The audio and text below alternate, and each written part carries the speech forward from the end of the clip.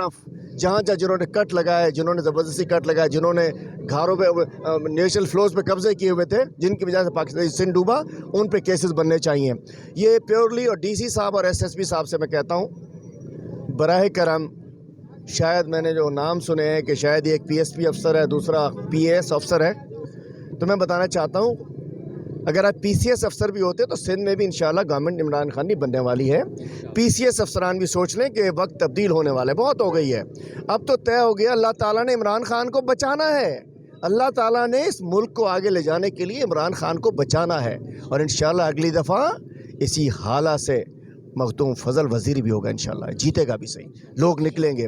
تو میں کہنا چاہتا ہوں یہ جو افسران ہیں, ڈپٹی ڈی سی صاحب, ایس پی صاحب, برائے کرم آپ اپنا کیریئر سنبھالیے.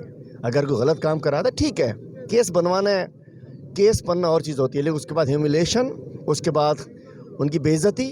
ایک تو میں کہتا ہوں سیاسی آدمی بے عزت نہیں ہوتا, تو اس کی پیورلی پولیٹیکل وکٹمائزیشن ہے. میں خان صاحب سے میری بات ہوئی تھی, انہوں نے بھی کہا تھا میری طرف سے سلام بھی دیں ان کو, اور ان کے پوچھا کہ ہم آپ کے ساتھ ہیں, اور ہم سمجھتے ہیں کہ جو کچھ ان کے ساتھ ہوئے اٹس پیورلی پولیٹیکل وکٹمائزیشن.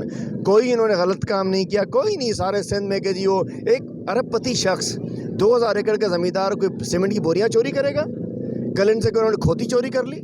میں کہنا چاہتا ہوں, میں بتانا چاہتا ہوں وقت تبدیل. مزید خبرن ऐं तफ़सीलात लाइ विज़िट कयो असांजी वेबसाइट www.awamiNewsHD.com ऐं ॾिसंदा रहो अवामी न्यूज़ HD.